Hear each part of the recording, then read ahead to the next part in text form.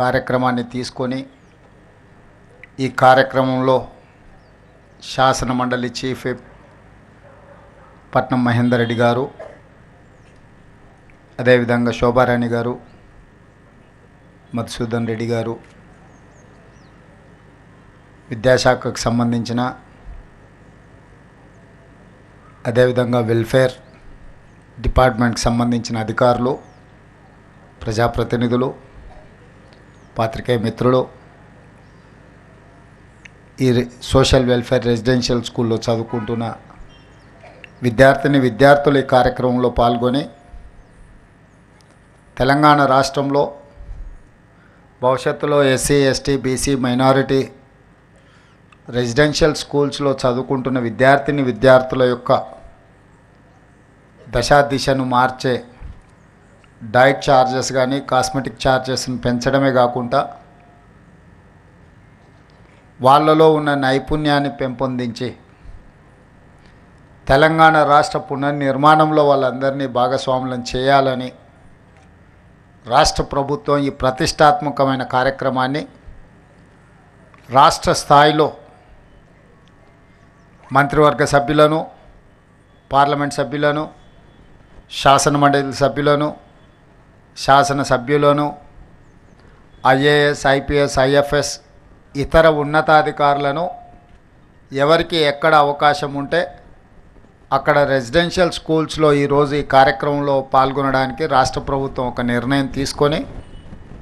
అందులో భాగంగానే ఈరోజు తెలంగాణ రాష్ట్ర ముఖ్యమంత్రిగా ఈ చిల్కూరు సోషల్ వెల్ఫేర్ రెసిడెన్షియల్ స్కూల్లో నేను ఈ కార్యక్రమంలో పాల్గొనడం జరిగింది. ఇక్కడికి వచ్చే వరకు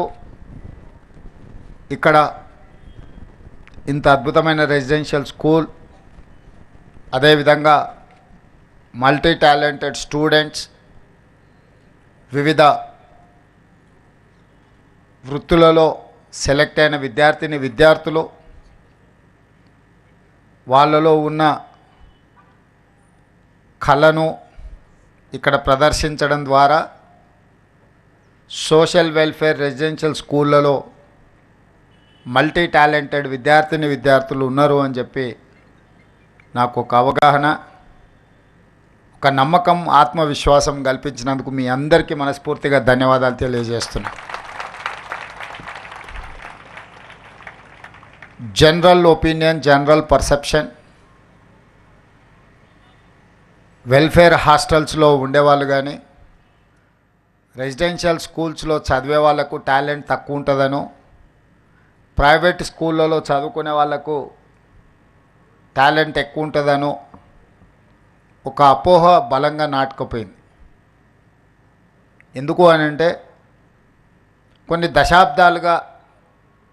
ప్రభుత్వాలు ఎంత ప్రయత్నం చేసినా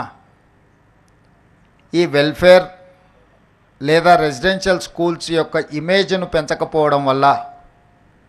ప్రైవేట్ స్కూళ్ళలో చదువుకుంటేనే నాణ్యమైన విద్య అందుబాటులోకి వస్తుందని, లేదా ఇంగ్లీష్ మీడియం చదువుకుంటేనే విద్యార్థులు రాణిస్తారని చెప్పి ఒక అపోహ బలంగా నాటుకుపోయింది. ఈరోజు ఆ అపోహలను తొలగించాలి. రెసిడెన్షియల్ స్కూల్స్ అంటే మల్టీ టాలెంటెడ్ ఎడ్యుకేషనల్ ఇన్స్టిట్యూట్స్. ఇవి ఈనాడు కాదు, ఆనాడు పివి నరసింహారావు గారు